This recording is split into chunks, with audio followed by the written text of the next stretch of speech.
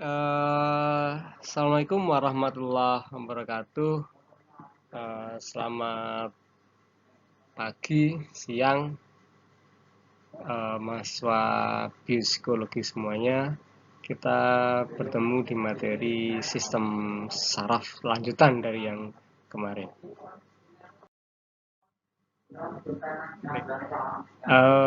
Macam-macam neuron sel saraf berdasarkan struktur dan fungsinya ada 3, yaitu saraf sensorik, motorik, dan konektor. Saraf sensorik merupakan saraf yang membawa rangsang atau impuls dari reseptor panca indera kita ke saraf pusat, ada otak dan sumsum tulang belakang.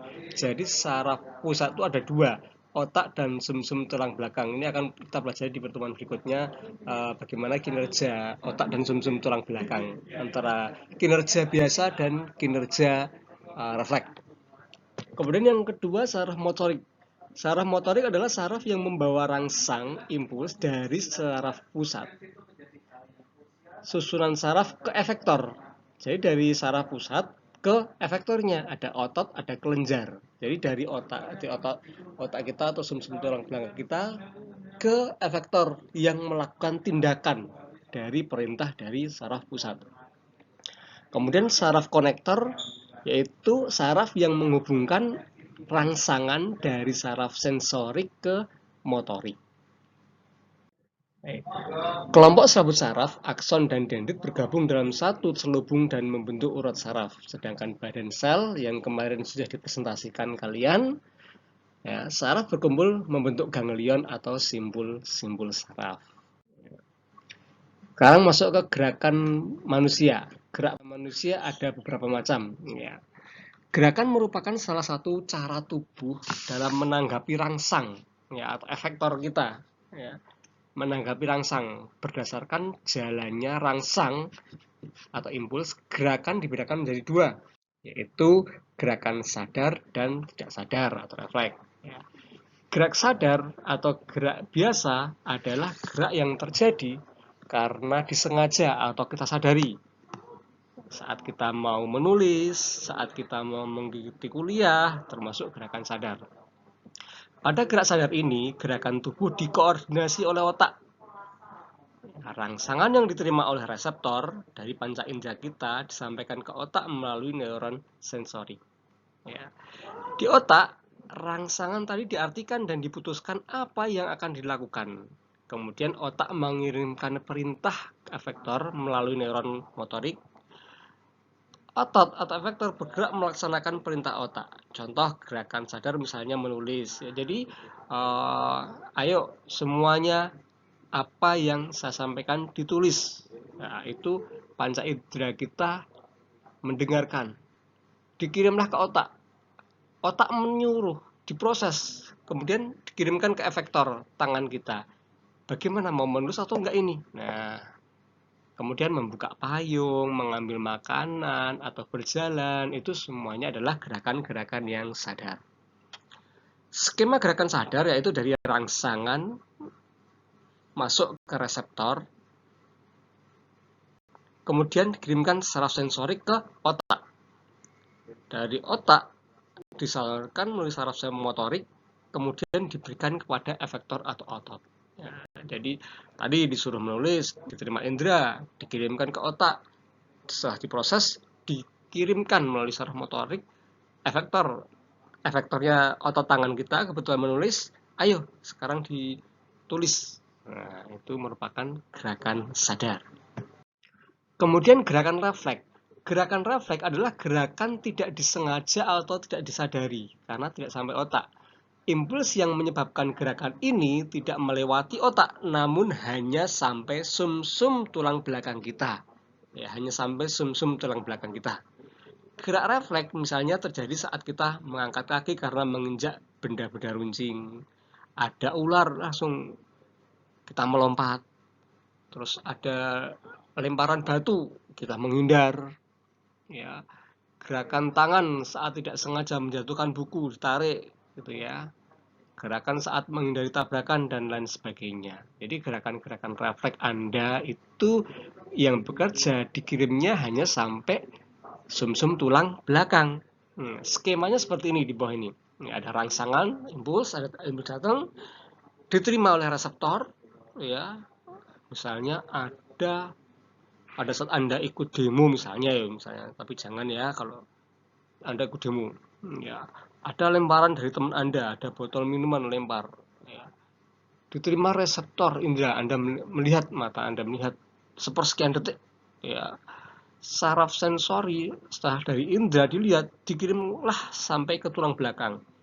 Tulang belakang menyuruh saraf motorik mengirim sampai efektor, langsung efektornya kepala Anda langsung merunduk, ya, menghindar, merunduk. Itu terjadi sangat cepat sekali, ya, luar biasa. Allah menciptakan gerakan manusia itu luar biasa sekali. Jadi gerakan tidak sadar atau refleks itu ternyata prosesnya juga cukup panjang, ya, tidak serta-merta langsung menghindar gitu ya, tapi ada prosesnya, ya, dari rangsangan atau impuls diterima reseptor kita, dikirimkan melalui saraf motor sensorik, ya, diterima sumsum tulang belakang, dikirimkan melalui saraf motorik, kemudian efektor otot kita bekerja untuk menghindar, untuk meloncat, untuk lari, ya, kaget, ya, karena ada sesuatu langsung refleks lari, ya, itu kan hanya sampai sumsum tulang belakang. Oke. Lanjut ke susunan sistem saraf manusia. Di dalam tubuh kita terdapat miliaran sel saraf yang membentuk sistem saraf. Jadi miliaran, ya, subhanallah sekali, ya. Allah menciptakan sistem saraf manusia itu luar biasa, terdiri dari miliaran sel saraf, ya, yang tidak bisa kita hitung secara manual. Sistem saraf manusia tersusun dari sistem saraf dan sistem saraf tepi. Sistem saraf pusat terdiri atas otak dan sumsum tulang belakang yang baru saja kita pelajari, ya. Sedangkan sistem saraf tepi terdiri atas sistem saraf somatik dan otonom, atau somatis dan sistem saraf otonom. Ya. Nah, ini gambaran kompleksnya sistem saraf pusat yang di atas, coba dicek. Sistem saraf pusat ada otak. Nah, otak, kita lihat yang atas dulu, otak. Paling atas dibagi menjadi otak besar atau cerebrum. Kemudian selain cerebrum ada cerebellum atau otak kecil. Kemudian ada sumsum lanjutan atau medula oblongata. Nah, otak dibagi itu. Nah, selain dibagi menjadi otak, sistem saraf pusat juga dibagi menjadi sumsum tulang belakang atau medula spinalis. Ya, istilahnya seperti itu. Oke, untuk sistem saraf pusat, silahkan diperhatikan dan dimengerti. Sistem saraf pusat dibagi dua, otak dan sumsum tulang belakang. Otak sendiri dibagi tiga, otak besar, otak kecil, dan sumsum lanjutan. Sekarang masuk ke sistem saraf tepi. Sistem saraf tepi dibagi menjadi dua, yaitu sistem saraf somatik dan saraf otonom. Somatik itu dikenal dengan sadar dan otonom itu tidak sadar, ya. Sistem saraf somatik itu dibagi menjadi dua, yaitu 12 pasang saraf otak atau kranial dan 31 pasang saraf sumsum tulang belakang atau spinal. Nah, kemudian yang saraf otonom tidak sadar itu dibagi menjadi dua, yaitu saraf simpatik dan parasimpatik, atau istilah lainnya adalah simpatetik dan parasimpatetik. Nah, ini struktur secara utuh sistem saraf seperti ini, ya. Nah, kita mulai dari atas, ya, dari atas sendiri, yaitu sistem saraf pusat. Ada dua, yaitu otak dan sumsum tulang belakang. Kita belajar dulu yang otak, ya. Otak merupakan pusat pengatur dari segala kegiatan manusia. Ya, jadi semuanya itu diatur dari otak, ya. Otak terletak di rongga tengkorak ya di rongga tengkorak Anda. Sekarang coba Anda pencet kepalanya, ada tengkoraknya ya, dan dibungkus oleh 3 selaput yang disebut dengan meninges. Nah, kalau ada pernah mendengar penyakit meningitis itu ya penyakitnya di sini ya. Selaput paling luar disebut dura mater. Paling dalam adalah pia mater dan yang tengah disebut arachnoid. Ya, jadi ada 3 ya. Luar di dura mater, tengah arachnoid, yang paling dalam adalah pia mater. Di antara ketiga selaput tersebut terdapat cairan cerebrospinal yang berfungsi untuk mengurangi benturan atau goncangan. Jadi ada cairan yang berfungsi untuk mengurangi goncangan. Jadi kalau hanya kebentur sedikit, menyundul bola, ketiban boneka itu masih bisa berfungsi ya ini. Tapi kalau goncangannya terlalu kuat, nah cairan cerebrospinal tidak mampu untuk menangani atau mengurangi goncangan di kepala manusia. Nah, peradangan yang terjadi pada selaput ini dinamakan meningitis ya, penyebabnya bisa karena infeksi virus. Jadi meningitis itu bisa karena terjadinya infeksi virus ya.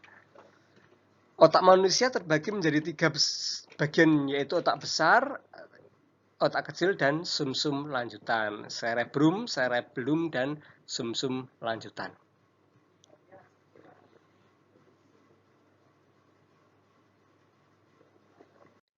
Ya, ini bagian-bagiannya. Coba lihat, cek gambarnya. Ini ada cerebral cortex di atas, kemudian bagian bawahnya adalah parietal lobe, frontal lobe, corpus callosum, thalamus itu di dalam, ya, hipotalamus, ya, temporal lobe, amigdala, hippocampus. Nah, ini bisa dicek, bisa Anda perdalam lagi ya gambar-gambar seperti ini. Silahkan buka bukunya, buka buku dari Pinel boleh, atau buku pendukung lainnya juga boleh. Silakan, yang penting Anda bisa mengerti.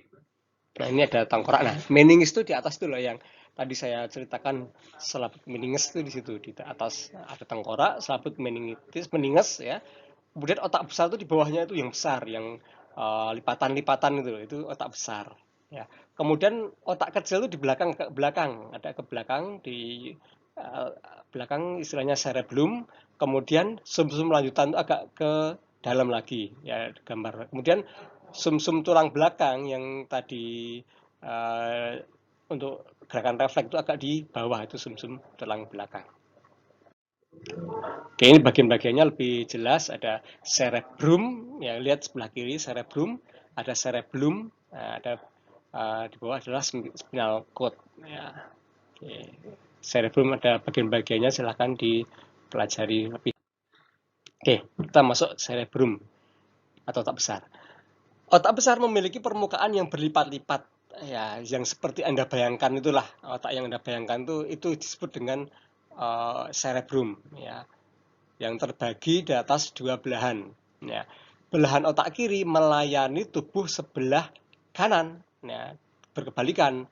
Sedangkan belahan otak kanan itu melayani tubuh yang sebelah kiri. Ya, jadi kalau Anda itu seringnya menggunakan tangan kanan, berarti otak kiri yang lebih bekerja, banyak bekerja. Namun kalau kiri Anda juga dioptimalkan, maka otak kanan Anda akan juga bekerja secara baik. Nah, jikalau ada yang bisa memaksimalkan kinerja antara otak kanan dan otak kiri, itu kecerdasannya luar biasa, kreativitinya luar biasa. Karena kalau Anda menggunakan otak kiri terus, itu creativity dan lain-lain yang berhubungan dengan seni itu kurang muncul, karena kreativitas, kemudian sesuatu yang baru, kemudian sesuatu yang berkaitan dengan seni dan lain-lain itu berada di otak kanan, sehingga kedua belah otak tersebut sebaiknya dimaksimalkan, bukan hanya di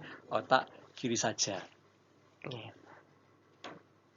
Otak besar terdiri dari 2 lapisan. Lapisan luar berwarna kelabu disebut korteks, berisi badan sel saraf.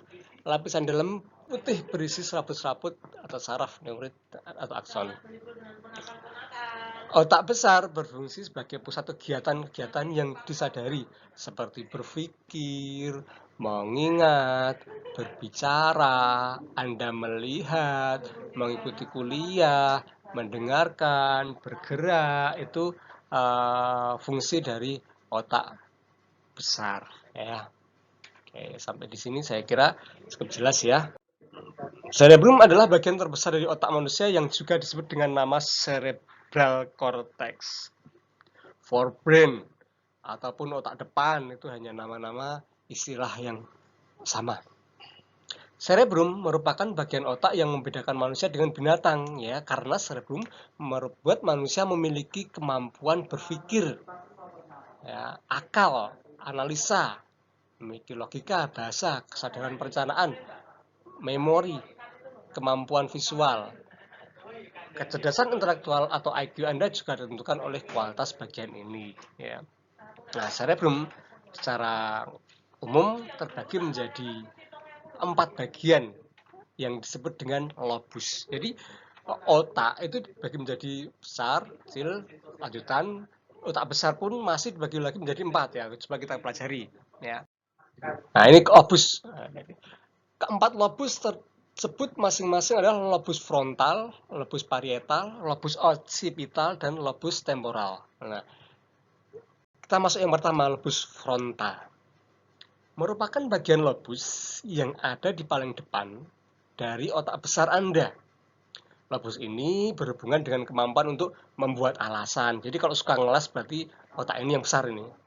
Nah, kemampuan gerak, kognitif, perencanaan, penyelesaian masalah, memberikan penilaian, creativity, kontrol perasaan, kontrol perilaku seksual, kemampuan bahasa secara umum. Kemudian lobus parietal berada di tengah, berhubungan dengan proses sensor perasaan seperti tekanan, sentuhan, dan rasa sakit. Kemudian lobus temporal berada di bagian bawah, berhubungan dengan kemampuan mendengarkan, pendengaran, kemampuan pemaknaan informasi, dan bahasa dalam bentuk suara. Lobus occipital ya, ada di bagian paling belakang, berhubungan dengan rangsangan visual atau melihat, yang memungkinkan manusia mampu melakukan interpretasi terhadap objek-objek yang ditangkap oleh retina mata. Nah, otak besar itu ternyata memiliki 4 bagian yang berbeda ya, frontal, parietal, temporal, dan occipital. Nah, ini tugas-tugas masing-masing dari otak besar ini yang memiliki job desk masing-masing lah ya. Kayak Anda bekerja secara kelompok ya, ada yang nyari materi, ada yang membuat poster, ada yang mempresentasikan, dan lain-lain. Itu kan tugasnya. Otak pun memiliki tugas yang berbeda-beda. Otak besar itu ada 4, frontal, parietal, temporal, dan occipital. Nah, apabila lobus itu masih diuraikan lagi ya, itu masih memiliki bagian-bagian dan fungsi masing-masing ya, seperti gambar ini ya. Nah, ini gambarnya. Wah, ini sepertinya rumit ya. Tapi ini bagian-bagian otak besar ya. Ada ya, tidak, visual cortex di belakang, visual association area ya, sampai yang ke depan ya, primary auditory cortex.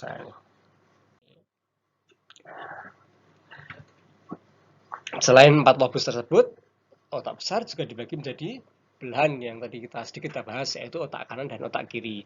Kedua belahan itu terhubung oleh kabel-kabel saraf di bagian bawahnya. Secara umum, belahan otak kanan mengontrol sisi tubuh kiri Anda, dan belahan otak kiri Anda itu mengontrol sisi kanan tubuh Anda.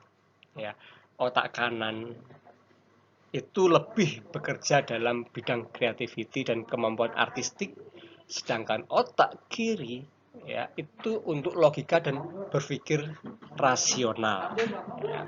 Jadi kalau Anda suka bermain musik, suka bermain gitar, piano, itu kan harus mengoptimalkan 2 tangan Anda, sehingga dengan bermain musik seperti itu, salah satunya ya, bukan hanya itu ya, itu Anda bisa memaksimalkan kinerja antara otak kiri dan otak kanan. Tapi bukan hanya itu, masih banyak cara ya, kayak senam otak. Oke, lanjut. Setelah otak besar Anda kuasai ya, masuk ke otak kecil atau cerebellum. Otak kecil terletak di bawah otak besar bagian belakang ya. Tadi gambar yang awal pertemuan tadi ya, ada otak kecil ya di bawah bagian belakang. Susunan otak kecil seperti otak besar terdiri di atas belahan kanan dan kiri. Belahan kanan dan kiri otak kecil dihubungkan oleh jembatan Farrell, terbagi menjadi dua lapis sama seperti otak besar, yaitu lapisan luar berwarna kelabu dan lapisan dalam berwarna putih. Otak kecil berfungsi untuk mengatur keseimbangan tubuh. Ya, ingat, otak kecil berfungsi untuk mengatur keseimbangan tubuh dan mengkoordinasi kerja otot-otot ketika kita bergerak. Nah, jadi anak kecil itu sering kita dilatih, ya, anak TK itu sering dilatih meniti jembatan kecil itu untuk melatih perkembangan dari cerebellum ini. Ya. Otak kecil atau cerebellum terletak di bagian belakang kepala. Ya. Cerebellum mengontrol banyak fungsi otak, yaitu mengatur sikap atau posisi tubuh, mengontrol keseimbangan, koordinasi otot, dan gerakan tubuh. Otak kecil juga menyimpan dan melaksanakan serangkaian gerakan otomatis yang dipelajari seperti gerakan mengendarai mobil, gerakan tangan saat menulis, gerakan mengunci pintu, dan sebagainya. Jadi pada saat Anda mengendarai mobil, itu yang bekerja bukan sumsum tulang belakang, bukan bagian gerak refleks, ya, tapi otak kecil Anda yang bekerja. Kenapa? Pada saat pertama Anda mengendarai motor atau mobil, pertama Anda mengendarai motor, itu Anda sadar banget, ya, tangan kanan pelan-pelan diletakkan di stang, ya, tangan kanan berarti itu rem depan, yang matic, ya, contoh motor matic. Tangan kiri di bagian stang kiri, yang itu merupakan rem bagian belakang. Anda sadar banget itu. Kemudian Anda tarik tuas gas pelan-pelan, ya, jangan ngebut-ngebut, ya, mesti Anda sadari itu, sambil lihat kanan kiri. Tangan kanan dan kiri standby di tuas rem. Anda sadari betul itu. Ada apa sedikit langsung Anda tarik rem. Tapi sekarang Anda sudah mahir mengendarai motor dari keluar rumah, ya, ngegas motor sampai kampus. Mungkin Anda nggak berpikir ini rem kanan, ini rem kiri, enggak. Itu udah otak kecil yang bekerja, udah lanjut aja. Ya, koplingnya mana, kalau dari mobil koplingnya mana, gasnya mana, udah nggak berpikir, langsung tancap aja, udah otak kecil udah bekerja. Oke.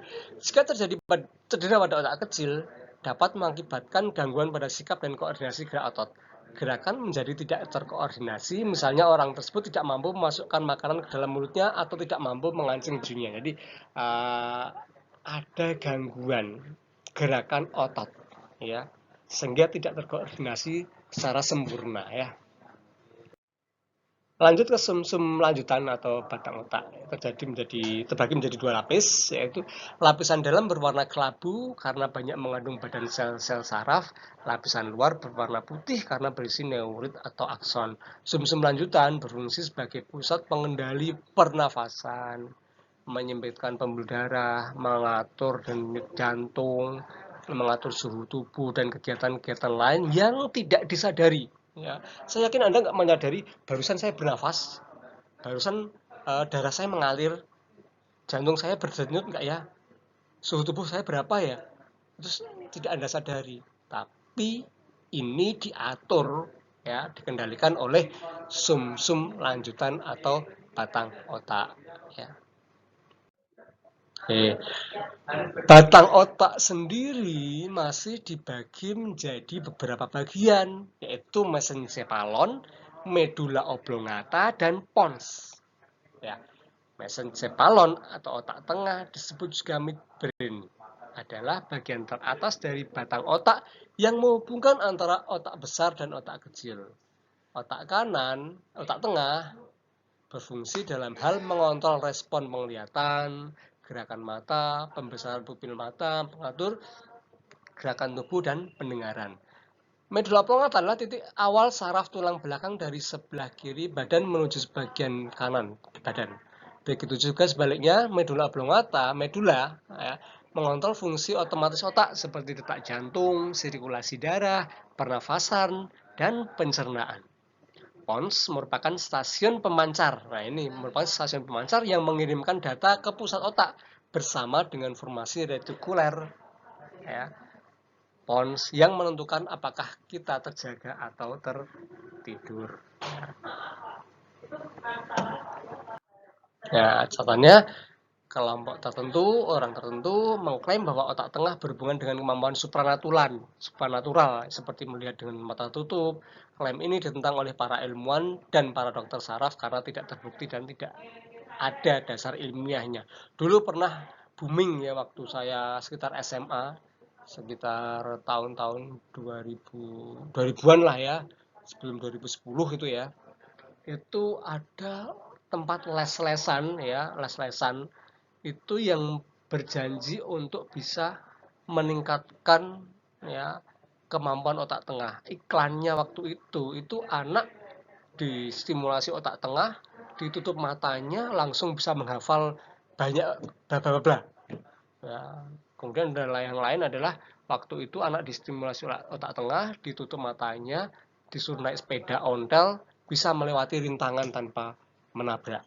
Nah, itu kan nggak masuk akal. Jadi ada yang mengklaim bahwa otak tengah itu berhubungan dengan supernatural. Tapi ilmuwan ya kayak kita itu tidak mempercayai hal tersebut. Oke, mungkin itu dulu yang bisa saya sampaikan ya. Terima kasih. Assalamualaikum warahmatullahi wabarakatuh.